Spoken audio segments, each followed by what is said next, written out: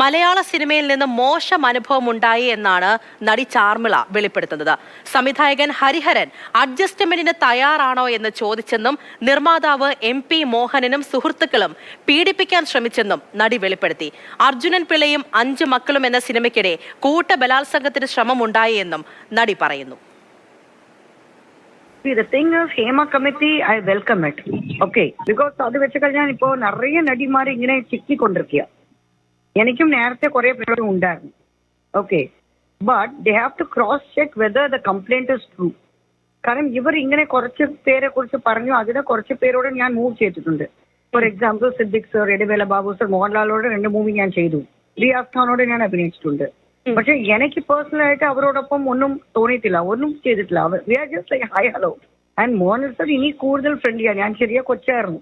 പക്ഷെ എനിക്കറിഞ്ഞിട്ട് ഈ കുറെ ലോ ബഡ്ജറ്റ് പ്രൊഡ്യൂസേഴ്സ്, ഈ ദുബായിൽ നിന്ന് വന്ന ആൾമാര്, ഈ പുതിയതായിട്ട് വന്ന ഈ മാറാണ് നമുക്ക് കുഴപ്പങ്ങൾ ഉണ്ടാക്കിയത് സത്യത്തിൽ. പക്ഷേ ആ സമയത്ത് we didn't have Hema committee. If we did have a Hema committee and at that time I also would have complained the Hema committee. Arjunan പിള്ളയും 5 മക്കളും എനിക്ക് അതാണ് സംഭവിച്ചത്. പ്രൊഡക്ഷൻ മാനേജറും പ്രൊഡ്യൂസേഴ്സും കൂടിയിട്ട് എന്നെ ആക്ച്വലി റേപ്പ് ചെയ്യാൻ നോക്കി പൊള്ളാച്ചിയില്. മോഹം മനസ്സിലുള്ളിൽ ആ സോങ് ഒക്കെ നമ്മൾ എടുത്തത് പൊള്ളാച്ചിയിലാണ്. ആ സോങ് കഴിഞ്ഞിട്ട് ഞാൻ പുറപ്പെടുന്ന ദിവസം എനിക്ക് ഈ പ്രശ്നം ഉണ്ടായിരുന്നു. പ്രൊഡക്ഷൻ മാനേജർ പേര് ഷൺമുഖമണ്ണൻ. പക്ഷെ പുള്ളി ഇപ്പോൾ മരണപ്പെട്ടു പോയി. പ്രൊഡ്യൂസറും അവർ ആൾമാർ ഇരുന്ന് വെള്ളം അടിച്ചിട്ട് പുറപ്പെടുമ്പോൾ നമ്മൾ ഒരു ഡീസെന്റ് ആയിട്ട് പറഞ്ഞിട്ട് പോകല്ലോ, ഓക്കെ സാർ പുറപ്പെട്ടു എന്ന് പറയാൻ പോകില്ലേ. അപ്പൊ ഞാൻ എന്റെ അസിസ്റ്റൻസ് 2 പേരും കൂടിയിട്ട് അവരുടെ മുറിയിലേക്ക് ചെന്നു. അപ്പൊ അവരും ഒരു സുഹൃത്തുക്കളും ഫുള്ള് വെള്ളം അടിച്ചു കൊണ്ടിരുന്നു. ഇങ്ങനെയായിരുന്നു അതിന്റെ മേഖല. പിന്നെ എന്നെ ലേഡി അസിസ്റ്റന്റിനെ സാരി ഊരാൻ നോക്കി, എന്റെ മെയിൽ അസിസ്റ്റന്റിനെ അടിച്ചു, എന്റെ പുറകെ വന്നു. ഞാൻ പുറത്തെ ഓടിപ്പോയിട്ട് പിരിച്ച് കുറച്ച് ഓട്ടോക്കാരൊക്കെ കൊണ്ടുവന്നിട്ട്, പിന്നെ മറ്റേ റിസപ്ഷനിസ്റ്റും അവർക്ക് സപ്പോർട്ട്. അപ്പൊ പിന്നെ ഞാൻ വെച്ച് കഴിഞ്ഞാൽ എന്റെ അച്ഛന് മറ്റേ കലനിയുടെ ഫ്രണ്ടാണ് ചീഫ് മിനിസ്റ്റർ. അപ്പൊ അവരെ അച്ഛൻ വിളിച്ചു മോൾക്ക് ഇങ്ങനെ സംഭവിച്ചു. ഇതെല്ലാ പോലീസുകാരും വന്നു അവരെ അകത്താക്കി. പക്ഷെ തെറ്റെടുക്കാരിയായിട്ട് ഞാൻ മാറി അവിടെ. ഇത് എനിക്ക് കുറെ മലയാളം മൂവീസ് നഷ്ടപ്പെട്ടത് കാരണം കുറെ പേര് എന്നോട് അഡ്ജസ്റ്റ്മെന്റ് ചോദിച്ചത് കൊണ്ടാണ്. അല്ലെങ്കിൽ ഞാൻ മലയാളത്തിൽ കുറവായത് എന്റെ പേയ്മെന്റും മൂവീസും ആയ ബിക്കോസ് ഓഫ് ദിസ് അഡ്ജസ്റ്റ്മെന്റ്. കൂടുതൽ തമിഴ്, തെലുഗു, മലയാളം, കന്നഡം 4 ലാംഗ്വേജിൽ ഞാൻ അഭിനയിച്ചു. ഇത് കൂടുതൽ ഉള്ളത് മലയാളത്തിൽ മാത്രമാണ് ഞാൻ കണ്ടത്. I am talking about the new producers, directors are coming from Dubai. ഇവർ സിനിമ പിടിക്കാൻ വരുന്നത് തന്നെ പെൺപിള്ളേരെ വളയ്ക്കാണ്. ഇത് സ്റ്റോപ്പ് ആവണം. ഇതിനെ ഹേമ കമ്മിറ്റി ചെയ്യുന്നത് നല്ല ഗുണമായിട്ടാണ് എനിക്ക് തോന്നുന്നത്. എനിക്ക് വെച്ച് കഴിഞ്ഞാൽ മറ്റേ പൂരത്തിലെ വിഷ്ണു ചേട്ടൻ നായകനായിട്ട് അഭിനയിച്ചു. അപ്പൊ ഞാൻ ചേട്ടനാണ് വിളിക്കുന്നത്. മറ്റേ ഹരിഹരൻ സാർ പരിണയം എന്നൊരു ചിത്രം എടുക്കാൻ പോവാ, ചാർമിള വന്ന് സാറിനെ പരിചയപ്പെടുന്നു പറഞ്ഞു. അപ്പോൾ ഞാൻ നേരിട്ട് പോയിട്ട് സാറിനെ പരിചയപ്പെട്ട് ഞാൻ തിരിച്ച് വീട്ടിലേക്ക് വന്നു. പിന്നെ ഇവര് വിഷ്ണു ചേട്ടനോട് ഇവർ ചോദിച്ചതാണ് ചാർമിള അഡ്ജസ്റ്റ്മെന്റിലേക്ക് വരുമോ. പിന്നെ ചേട്ടൻ എന്നോട് ചോദിച്ചപ്പോൾ ഞാൻ വരില്ലാന്ന് പറഞ്ഞു. സോ അപ്പൊ ഇതുകൊണ്ട് എനിക്ക് ആ സിനിമ നഷ്ടപ്പെട്ടു. ഞാൻ അവിടെ ചെന്ന ശേഷം വിഷ്ണു ഏട്ടനെ വിളിച്ച് ചോദിച്ചതാ അവൾ വരുവോ, വന്നു കഴിഞ്ഞാൽ സിനിമ കൊടുക്കാം. അപ്പൊ ഞാൻ വന്നില്ല എന്ന് അറിഞ്ഞപ്പോ പുള്ളീനും ആ സിനിമ ക്യാൻസൽ ആക്കിയത് എന്തിനാ?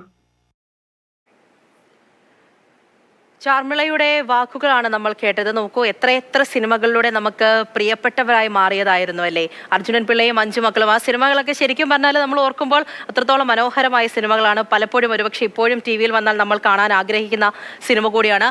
ആ സിനിമയുടെ സെറ്റിൽ നിന്ന് പോലും, അല്ലെങ്കിൽ അതിന്റെ ഭാഗമായിട്ട് നിൽക്കുമ്പോൾ പോലും ഈ രീതിയിൽ ദുരനുഭവങ്ങൾ ഉണ്ടായി എന്ന് അവർ വെളിപ്പെടുത്തുകയാണ്. എന്തായാലും നമുക്ക് വിശദമായ വിവരത്തിലേക്ക് പോകാം. നമ്മുടെ കൂടെ രാഹുൽ ജി നാഥ് തത്സമയം ചേരുന്നുണ്ട്. Rahul, good morning. ഇതിപ്പോൾ നമ്മളിപ്പോൾ കേൾക്കുന്നത് പോലും ഞെട്ടിപ്പിക്കുന്ന വിവരങ്ങളാണ്. ദുരനുഭവം ഉണ്ടാകുന്നു, അത് ബലാത്സംഗത്തിന് പോലും ശ്രമം ഉണ്ടാകുന്നു എന്നുള്ള ഗുരുതരമായ വെളിപ്പെടുത്തലാണ് ചാർമിളയുടെ ഭാഗത്തു നിന്നും ഉണ്ടാകുന്നത്. എന്തെല്ലാം കാര്യങ്ങൾ പറഞ്ഞു? തീർച്ചയായും ഈ ആരോപണങ്ങൾ അത് തെളിയിക്കപ്പെടേണ്ടതാണ്. എങ്കിലും നോക്കൂ, ഇത്ര ഉത്തരവാദിത്തത്തോടു കൂടി ആരോപണങ്ങൾ ദിവസങ്ങളോളം ഓരോരുത്തർ ഉന്നയിക്കുന്നു. അപ്പോൾ തീർച്ചയായും പല ഘട്ടങ്ങളിൽ ഈ സിനിമയിൽ പ്രവർത്തിച്ചവരൊക്കെ പല ദുരനുഭവത്തിലൂടെ കടന്നുപോയി എന്ന് വിശ്വസിക്കാതിരിക്കാൻ കഴിയുന്നില്ല എന്നുള്ള ഏറ്റവും പ്രധാനപ്പെട്ട കാര്യം. ചാർമിളയെ സംബന്ധിച്ച് വളരെ സുപരിചിത നടിയാണ്. ആ നടിയാണ് ഇപ്പോൾ ഒരു വെളിപ്പെടുത്തലുമായി അല്ലെങ്കിൽ ആരോപണവുമായി മുന്നിലേക്ക് എത്തുന്നത്. 2 തരത്തിലാണ് ആരോപണം ഉന്നയിക്കുന്നത്. ഒന്ന്, ഹേമ കമ്മിറ്റി റിപ്പോർട്ടിൽ 2 തരത്തിലുള്ള കാര്യങ്ങളാണ് പറയുന്നത്. ഒന്ന്, അവസര നിഷേധമാണ്. അത് ഇത്തരത്തിൽ അവരുടെ ഇംഗിതങ്ങൾക്ക് അല്ലെങ്കിൽ ഈ പറയുന്ന ഒരു പ്രബല ഗ്രൂപ്പിൻ്റെ അല്ലെങ്കിൽ പ്രബല സംഘത്തിൻ്റെ ഇംഗിതങ്ങൾക്ക് വഴങ്ങാതാകുമ്പോൾ അവസരം നിഷേധിക്കുന്നു എന്നുള്ളൊരു വലിയ കാര്യം പറഞ്ഞിരുന്നു. അതിനപ്പുറത്തേക്ക് ലൈംഗിക അതിക്രമത്തെക്കുറിച്ചും പറഞ്ഞിരുന്നു. അങ്ങനെ ഈ 2 കാര്യങ്ങൾ തന്നെയാണ് ചാർമിള ഉന്നയിക്കുന്നത്. അത് ഒന്ന്, 1994 പരിണയം എന്ന സിനിമയുമായി ബന്ധപ്പെട്ടാണ് സംവിധായകൻ ഹരിഹരൻ ചാർമിളയുടെ വളരെ അടുത്ത സുഹൃത്തിനോട് ഇത്തരത്തിൽ അദ്ദേഹത്തിൻ്റെ ആഗ്രഹങ്ങൾക്ക് വഴങ്ങുമോ എന്ന് ചോദിക്കുമ്പോൾ അത്തരത്തിൽ ചാർമിള തയ്യാറാകുന്നില്ല. അങ്ങനെയാണ് ഈ വിഷ്ണുവിനും ഒപ്പം ചാർമിളയ്ക്കും പരിണയം എന്ന സിനിമയിൽ നിന്ന് ആ കഥാപാത്രം നഷ്ടമാകുന്നതെന്നാണ് ചാർമിള പറയുന്നത്. പിന്നീട് 97-ൽ അർജുനൻ പിള്ളയും 5 മക്കളും എന്ന സിനിമയുമായി ബന്ധപ്പെട്ട് വലിയ ആരോപണമാണ് ഉന്നയിക്കുന്നത്. അതിൽ മൂന്ന് നിർമ്മാതാക്കളാണുള്ളത്. അതിൽ 2 പേർ മോശമായി പെരുമാറിയെങ്കിൽ ഈ ഒപ്പമുണ്ടായിരുന്ന എം പി മോഹനും സംഘവും പൊള്ളാച്ചിയിലെ അവസാന ഗാനത്തിൻ്റെ ഷൂട്ടും കഴിഞ്ഞ് ഈ പറയുന്ന ഈ നിർമ്മാതാവും സംഘവും ചേർന്ന് കൂട്ടബലാത്സംഗത്തിന് ഇരയാക്കാൻ ശ്രമിച്ചു എന്നുള്ള കടുത്ത ആരോപണമാണ് ചാർമിള ഉന്നയിക്കുന്നത്. ഏറ്റവും പ്രധാനപ്പെട്ട കാര്യം, ആ ആക്രമണത്തിൽ നിന്നും ഓടി രക്ഷപ്പെടുകയായിരുന്നു. ഒപ്പം ഈ ചാർമിളയ്ക്ക് ഓടി രക്ഷപ്പെടാനായെങ്കിലും ഒപ്പം ഉണ്ടായിരുന്ന സഹനടിമാർ അല്ലെങ്കിൽ സഹപ്രവർത്തകർ അതിൽ പെട്ടുപോയി എന്നുകൂടി പറഞ്ഞു വയ്ക്കുന്നുണ്ട്. ഏതായാലും വളരെ ഗുരുതരമായ ആരോപണങ്ങളാണ് ചാർമിള നിലവിൽ ഉന്നയിക്കുന്നത്. 28 പേർ, അതായത് നായകന്മാർ ഉൾപ്പെടെയുള്ള സംവിധായകരും നിർമ്മാതാക്കളും ഉൾപ്പെടെയുള്ള 28 പേരിൽ നിന്ന് ദുരനുഭവം നേരിട്ടു എന്ന വലിയ ആരോപണം. 28 പേരെന്ന് പറയുന്നത് മലയാള ഫിലിം ഇൻഡസ്ട്രിയിൽ നിന്നുള്ളവരാണോ? ഇന്നലെ ചാർമിള പറയുമ്പോൾ, ചാർമിളയോട് ചോദിച്ചപ്പോൾ സംവിധായകർ മാത്രമല്ല, ഈ മലയാള സിനിമയുമായി ബന്ധപ്പെട്ടുള്ള ആളുകളുടെ കാര്യമാണ് തീർച്ചയായും പറഞ്ഞത്. കാരണം മലയാള മാധ്യമങ്ങൾ ഒന്നടങ്കം ഈ വാർത്തയുമായി ബന്ധപ്പെട്ടവരെ സമീപിച്ചിരുന്നു. അത്തരത്തിൽ ഹരിഹരൻ ഉൾപ്പെടെ എം പി മോഹൻ ഉൾപ്പെടെയുള്ള ആളുകൾ. പിന്നീട് അവർ പറഞ്ഞു വയ്ക്കുന്നുണ്ട്, നായകന്മാരും ഈ കൂട്ടത്തിലുണ്ട്, അത് നിങ്ങൾ ഉദ്ദേശിക്കുന്ന ആളുകളാകണമെന്നില്ല. എന്തായാലും പേരുകൾ പറയാൻ തയ്യാറല്ല. പറഞ്ഞ പേരുകൾ ഹരിഹരൻ്റെയാണ്, എം പി മോഹൻ്റേതാണ്. അതിനിപ്പുറത്തേക്ക് പേരുകൾ പറയുന്നില്ല. ഈ സമീപകാലത്ത് പോലും 2014 പോലും വിക്രമാദിത്യൻ സിനിമയിലൂടെയൊക്കെ നമ്മൾ ചാർമിളയെ കണ്ടതാണ്. അപ്പോൾ ഇത്തരം ദുരനുഭവങ്ങൾ കടന്നു വന്ന നായികമാരുണ്ട്. ഈ നമ്മോട് പങ്കുവെച്ച ആശങ്ക പങ്കുവെച്ച ഓഡിയോയിൽ പറയുന്നുണ്ട്. കാരണം അന്നൊരു ഹേമ കമ്മിറ്റി ഉണ്ടായിരുന്നെങ്കിൽ ഞാൻ അന്നേ പരാതിപ്പെട്ടാനെ, ഇന്ന് എനിക്ക് പരാതിക്ക് പോകാൻ താല്പര്യമില്ല, കുടുംബജീവിതവുമായി മുന്നോട്ട് പോവുകയാണെന്ന് പറയുന്നുണ്ട്. എന്തായാലും ആരോപണങ്ങൾ തെളിയിക്കപ്പെടേണ്ടതാണെങ്കിൽ പോലും ഇത്തരത്തിൽ ഉത്തരവാദിത്തത്തോടു കൂടി ഇത്തരം ദുരനുഭവങ്ങൾ പങ്കുവെക്കുമ്പോൾ എത്രമാത്രം ദൗർഭാഗ്യകരമായ ഘട്ടത്തിലൂടെ മലയാള സിനിമ കടന്നുപോയി എന്ന്.